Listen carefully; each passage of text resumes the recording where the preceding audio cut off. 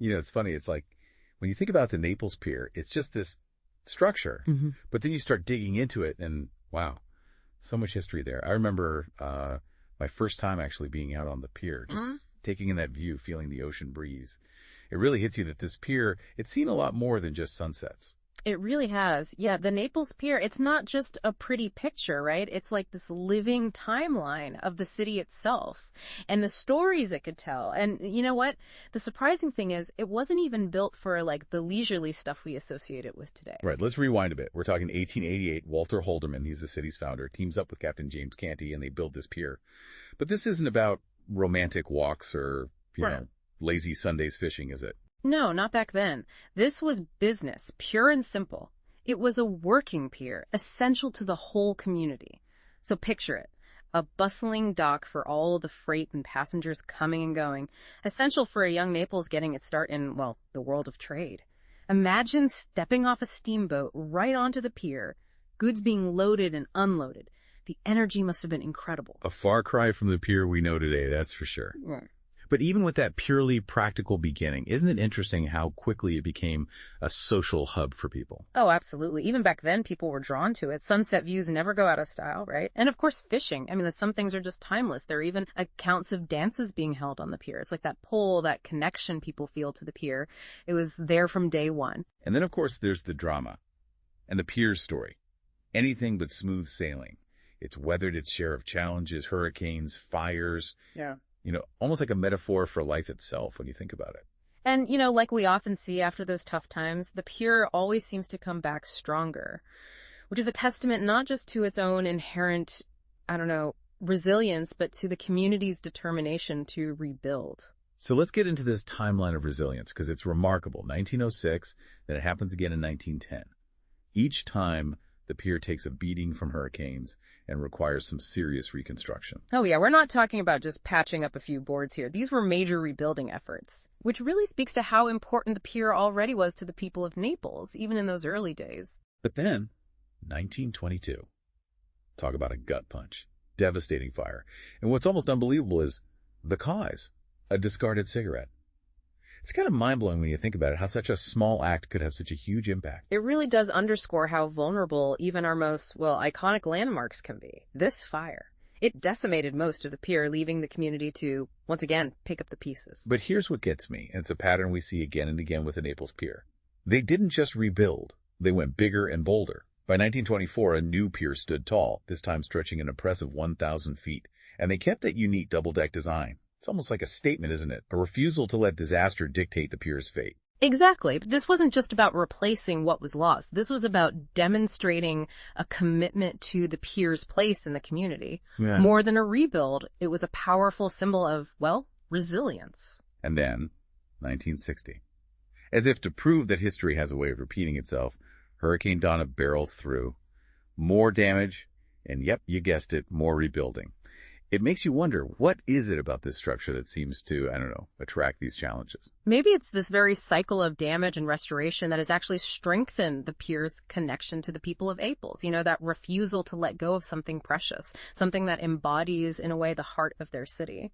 Which brings us to, I think, a pivotal moment in the pier's story, the major renovation of 2015. And this wasn't just a patch-up job. This was a full-on makeover.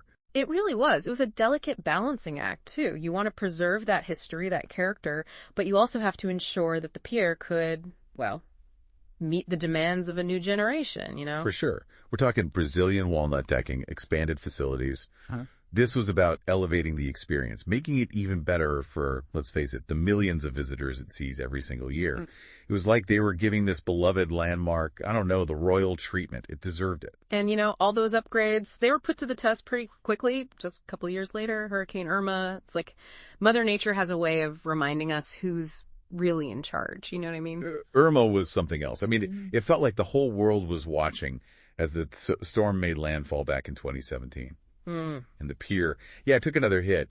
Reports show the western end was, well, let's just say it was in rough shape. It was a nail-biter for sure. The pictures, I don't know if you saw them, the damage was extensive. Timbers, railings just ripped away. But, and this is what got me, the core structure. It held. Those concrete pilings, they'd been put in place decades ago, and they stood firm against that storm. Talk about an image of resilience. Right. Battered, but not broken. Just like the pier itself. Of course, it took time. They did a phased reopening. And that western end, the part that really bore the brunt of Irma's fury, it didn't finally welcome visitors back until the summer of 2018. Wow, summer of 2018. That phased reopening really tells you something about the extent of the damage. This wasn't just some quick fix, slap some paint on it and call it a day. It was a meticulous process. Assessing the damage, repairing it the right way with that dedication to, restoring the pier to its former glory, Absolutely. So let's shift gears a bit and talk about the Naples Pier of today. Because it's more than just a historical landmark. It's a vibrant hub, something for everyone, and the fishing. Incredible. You know what always gets me? You don't even need a fishing license to cast a line from the pier.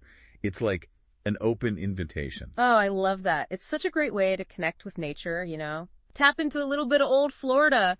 And the variety of fish you can pull in from the pier is pretty impressive. I'm talking grouper, snapper, mackerel. Heck, you might even hook the occasional kingfish or shark if you're lucky. Now that's a fishtail. Although I'm not sure I'd want to be the one reeling in a shark from the pier. But speaking of fishing, before everyone rushes out with their rods and reels, it's worth pointing out that it's not a total free-for-all, right? Oh, right. The pier has some specific regulations in place. It's just to ensure responsible fishing practices. We're talking hook size restrictions, no overhand casting. It's all about protecting the ecosystem. You got to keep it sustainable.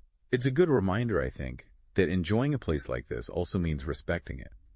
It's about that delicate balance, and it highlights how the pier isn't just this, standalone structure. It's part of something bigger. 100%. And that connection, it extends beyond, the marine life. We're talking about the city of Naples itself. The pier isn't just a place to visit. It's part of the community, a part of the city's identity, even. Absolutely. You've got beach volleyball courts right there, adding to the atmosphere. And then for you history buffs out there, it's just a short walk from the pier to the Palm Cottage. That was Walter Halderman's old stomping grounds. Talk about stepping back in time. I love that. It creates this, sense of continuity, this tangible link, the pier's origins and its present-day significance, all of it, the history, the community, the sheer beauty of it all comes together at the Naples Pier. It really makes you realize the Naples Pier, it's more than just a place, It's woven into the very story of the city. And that story, it's still being written, makes you wonder, what's next for this icon? What's it going to see in the decades to come? Right. It's like the pier itself is this, silent storyteller. Taking it all in, year after year, decade after decade. If only these wooden planks could talk. Oh, the stories they could tell. All those sunrises, the sunsets, the laughter. I bet there have been a few tears shed along those railings, too. The pier's seen it all. I was just thinking about that. First dates, marriage proposals, family reunions, those fishing triumphs we were just talking about, quiet moments of reflection. It's been a backdrop for so many personal moments. And it's not just the human stories either. Imagine just the whispers of the tides, the way the marine life, all the fish and everything, how it's flourished under that pier, how the ecosystem itself has changed. The pier's witnessed nature at its most grand and its most furious. Just the silent observer. Kind of humbling when you think about it like that. The structure, it seems so simple when you just look at it. Yeah. But it holds this legacy. It's bigger than all of us, It really is. And it just makes you appreciate places like this even more. The enduring nature of them. Because it's connecting us to the past, wouldn't you say? And grounds us in the present. But it also, invites us to imagine what the future might hold. It does. So to wrap things up, I guess what we're saying is, next time you're out on the Naples Pier, take a moment. Really soak it all in. Yeah. Let that sea breeze, let it carry your thoughts back. Imagine all the people who've walked those planks before you. Because you're not just experiencing a pier, you're part of its story now. You're adding your own chapter to the Naples Pier's, I guess you could say, never-ending story.